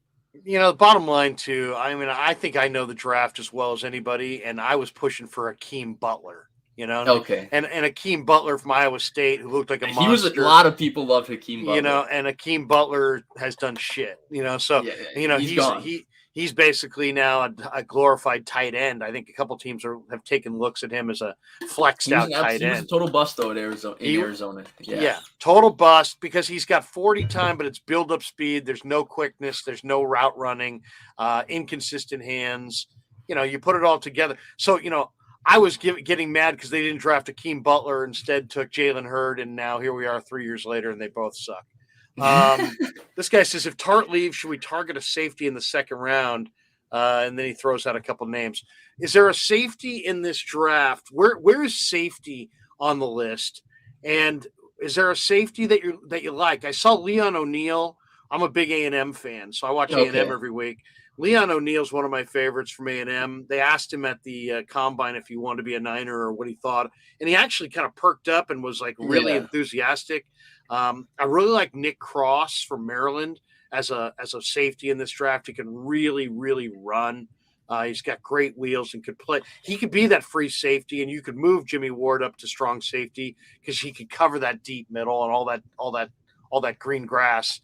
But is there a safety in your mind that in this draft? If I'm putting you on the spot and you're not a draft guy, just say, I don't know. What do you think? I get a little burnt out usually around this time. So last year I got especially burned out with all the quarterbacks and having to study them. I've taken a little bit of a hiatus from watching. I did watch 8 guys for free agency just so that I could talk about them on shows like this. But then I haven't really watched anybody really for the draft, except for I started watching the draft quarterbacks. Very unimpressive, by the way. But that's besides the point. Well, that adds to the Jimmy G intrigue, right? Is that there's nobody really in the Malik Willis has got a gun. Everybody else is like, eh. But he plays quarterback like how I remember Jalen Hurts played quarterback at Oklahoma. Right. I'm not sure about so many things. Yeah. And then I like Corral, but Corral plays in a system where it's impossible to evaluate whether the guy can actually, truly play in a drop back system from the pocket, because it's like watching Tua. This is just RPO. And then Kenny Pickett is just like, meh, whatever. You know who I like in this draft quarterback wise? There's 2 guys that I really like who are going to be day 3 guys, or maybe even undrafted guys. Nick Starkel, who played for San Jose State this year and played at A&M. Okay. 6'4", 220, pretty athletic. I really like Nick Starkel. And then I really like Skylar Thompson, who played at K-State. I bet K-State 4 or 5 times this year. Every time I watch Skylar Thompson, he's pretty athletic. He breaks tackles. He's athletic. He's got a decent arm. He's probably going to be there in the 6th or 7th round. Those are the 2 sleeper quarterbacks I kind of like in this draft. But who knows? But my point more or less to build up is that I have Leon O'Neal, Petrie, Nick Cross, Cook, all these people on my to-do list of people I want to watch. PJ's a Baylor guy, right? Yeah, he looked good. So I haven't started watching college safeties. Maybe we can do this again closer to the draft, and I'll watch a couple games of each and see where my thoughts are on them. But I prefer honestly watching NFL players more than college players, because I hate the projection of, well, I saw this guy do this, he moves like this, but how do we know whether he can do this? That entire kind of thought process of that unknown kind of messes with my head a little bit, and then I start to overthink certain things. So I prefer just watching NFL players being 100% sure, hey, this is the exact player he is. I'm sure that I can talk about that. But with the draft, it's it's a projection. Well, this guy does this guy does that. I like this guy better, but then how do I say that this guy is better than this guy? Because this guy does have this value. So that entire thought process, one, it takes too much time because I keep thinking about it constantly, and 2, it's just I hate how it messes with my head. Oh, I know it, and there's so many factors. One is, what did that defense ask them to do compared to what your defense is going to ask them to do? What did the guy's workout time look like? There are all kinds of good college safeties that don't run well enough to play in the NFL. That's the toughest part. That's the other toughest part, because college, and what people don't understand is NFL defense is way easier to watch than college defense, because NFL defense usually they play certain systems. You kind of have a good understanding of what they do within those systems, what type of coverages they play, and how they handle certain things. If you watch a team enough, you have a good understanding and you know what responsibilities are vaguely, not perfectly, because they might have a couple of game plan adjustments, but you have a vague idea. With college, especially because there's such a big talent discrepancy, a lot of these defenses get really, really outside the box and creative with their thinking. And now you're like, shoot, I saw some athletic ability, but I'm not 100% sure how they played that defense. Now you're searching everywhere to find a coaching clinic or what that defense was. What are the rules? How do they play it? Have someone teach it to you, take notes on it. I mean, you want to talk about the time that it takes. Like, that was what I hated about watching the quarterbacks last year, because I ended up watching every throw of 6. I watched every throw of all of them plus Mond. And to learn Jimbo's offense and how they read it out and what they do for the quarterback from the pocket, learn what Sark was asking Mac Jones to do, the North Dakota offense, then Ryan Day, Ohio State. And I didn't watch Lawrence actually every throw as much. I watched those 5. Lawrence, I just watched a couple games just because. And then I was just like, shoot, screw this. Niners aren't going to get him.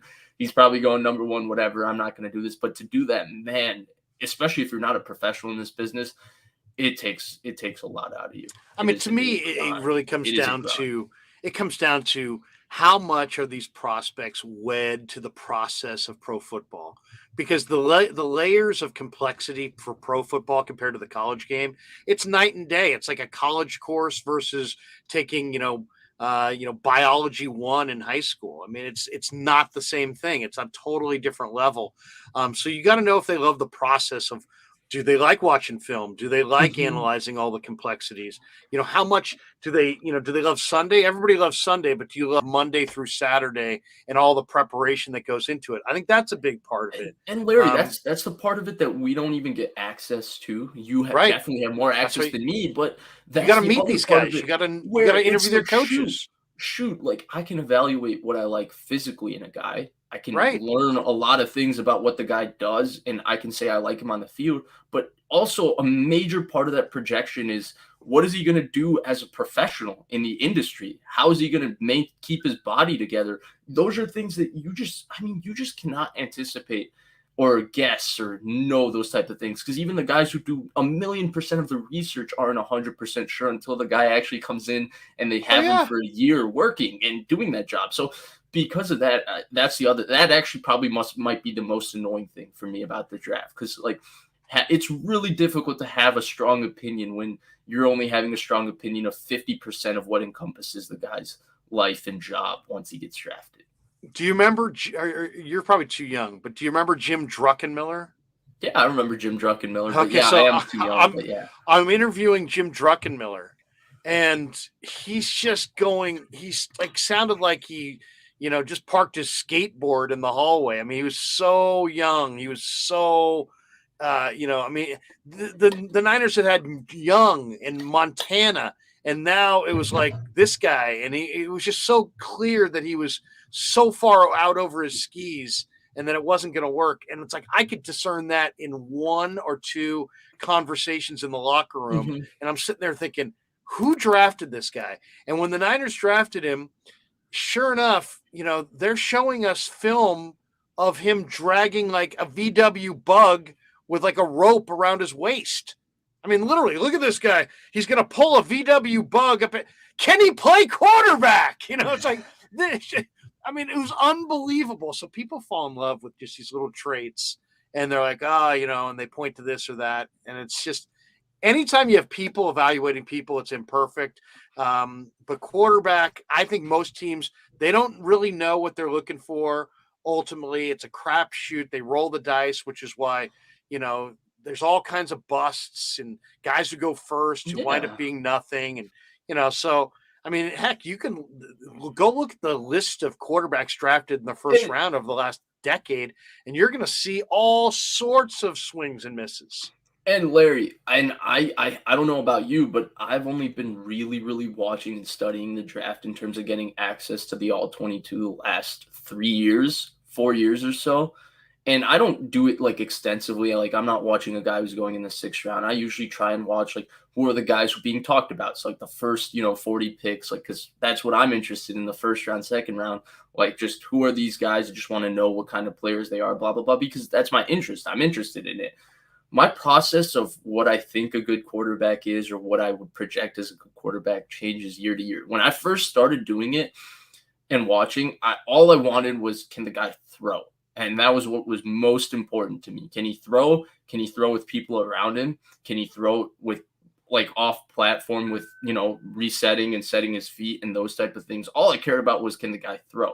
Turns out there's a lot of guys who can throw who are terrible quarterbacks. I mean, I remember watching Josh Rosen and I was blown away with how he could throw. He's Look at him always spin it. unbalanced, Look at him spin always it. on timing. Ball's Yeah. always a perfect spiral, throws with touch, throws with timing, throws with accuracy. Ball placement was a little bit inconsistent, but like he was just always balanced as a thrower. He could kind of reset his feet and really well. And it was just like, wow, he can throw. And then it turns out he does not handle pressure. He does not like getting hit. Then the personality aspect of all of it. I mean, what he said after the draft was appalling, and you go through and you're like, shoot, I thought this guy was good. And it's a mental, like, it's the draft is just such an interesting exercise. I'm not envious of anybody, analyst or person in a front office who has to go through doing it year by year, because really you can talk yourself into anyone, you can talk yourself out of anyone, and then you just spend the next 5 months thinking like, how did I miss that? That was so obvious. Or how did I not see that? Tom Jensen says, would love Nick Cross, but he probably goes in the late 40s. Leon O'Neal had a 23.5% missed tackle rate. Tom, I would say this: stats lie and liars use statistics. But no, I'm not saying O'Neal's perfect, but I do like O'Neal a little bit. The name that I really love in this draft is first of all, Georgia's defense. If you watch college football, Georgia's defense was that was the best. And they one have of the a easiest defenses to evaluate too, because they don't do the Saban cover 7 stuff. They play a lot more man than Bama and everything. And they have so Lewis. It's really easy to watch their corners and safeties. Their safety, Lewis Cine, and the Cine is spelled C-I-N-E. That guy is very special. If there's one player if there's one team in the draft that I would want their players, it's Georgia. I love the linebacker Nakobe Dean. I love the defensive tackle Devontae Wyatt. I love the big boy, Jordan Davis. Jordan Davis. He'll be overdrafted based on his size. The edge rusher. I like the edge rusher, Trayvon Walker. Trayvon Walker is about 275 and fast. They've got a couple different linebackers, but Nakobe Dean is just crazy great. Darion Kendrick, their corner, is big time guy as well. Maybe some off field questions on him. Quay Walker, Jay Jones here says, I wanted Quay Walker, the linebacker. Georgia's stacked, so you cannot go wrong. I love Dalvin Cook's brother, James Cook. I've heard a lot of Niners fans seem to like him. Yeah, and supposedly the Niners may be looking at him. So that's an intriguing guy. A great receiver out of the backfield. I mean, if you could dump it off to the guy like that, now you're really talking. So we've covered a lot of stuff here for sure. A lot of people still weighing in on the chat. Yeah, basically Meet the Woo says James Cook. Yes, James Cook. We're just talking a little bit about him. All right. Hey, is there any direction on the Niners that we haven't gone today that you want to, a couple last thoughts here before we, we're already at an hour and 38, but man, this is one of the largest chats we've had as far as the number of people in the room right now. Vish, you either have a big family, a lot of friends, or you've got a lot of traction on your channel. I think that's you, Larry. This is your channel. I think you're the one bringing the traction here. But no, I think we covered everything. We covered everything. Pretty Brian Griese. What do you think of Brian Griese and as the quarterback coach? Is that to me when I heard that I thought Tom Brady's coming here. Okay, but obviously that's at least for the moment not the case. I really first of all I really do not care. I think so much is put in on what a guy's position coach is, but as fans and whatever, we don't get enough insight at all into what the guy does. I also thought it had a little to do with Brady originally. I'm just glad the guy's off Monday Night Football. I hated that guy on He Monday was Night bad. Football. He was awful. I hope he does a good job as a quarterback's coach, but unfortunately, he won't be held accountable for anything. Kyle Shanahan will be the one that's ultimately held accountable. I think Greasy, maybe he's a good quarterback's coach, maybe he isn't, but who the hell knows? I don't care. But actually, I do care, but not enough to make it bother me because I cannot give an opinion on something. I've never seen him coach quarterbacks. I don't know what his philosophy is when it comes to quarterbacks. All I know is that he sucked on Monday Night Football. Thank God he's gone. Bring Buck and Aikman, excuse me, and let's enjoy Monday Night Football. It's been a long time. It's been since Gruden has gone off. It's been a little bit difficult to listen to the broadcast. So, Hey man, great stuff. Tell people about what you got going on, and plug what you got going on, and your channel and what you're doing, and you'll be on, what is it, Mondays with Grant? You pop on Monday mornings with yeah, Grant? so I go on usually Mondays with Grant, and we usually have, long shows where we just talk about the weekly stuff with the 49ers, and Grant's usually got a few new strong opinions that I haven't heard, What? and usually it's No. fun to talk about those because he's the content creating master. Otherwise, I obviously you can follow me on Twitter. It's right here at Vish Kumaran. I usually interact, maybe sometimes interact too much. Sometimes Twitter does take a lot of time out of my day more than it should, but that's the addiction of social media. And then finally, I did do a YouTube channel. It's still there, but we haven't posted in so long with my buddy Blake. It was called Blake and Vish Sports. I'm hoping to eventually bring that back. I don't know if Blake and I will still be doing content. I think he might be just done doing it just because he got bored of it. I might bring it back and maybe do a little bit of more personal Niners content myself after I graduate college and have a little bit more downtime. I want to get see that. So What's the stay tuned major? because What's I'll the just announce what's the major, by the way? What do I'm you computer science. computer science? Yeah. Um, Once again, we have one more here. He says, "Great show, Larry. Vish bringing the smoke as usual. Stay blessed." So there you go. Somebody Thank you. also asking about Richie James. Richie James just went to the New York Giants, Giants, I believe. yes, who seem to sign So all the former 49ers from Caden Smith to Dante Pettis to Levine Toilolo to Richie James.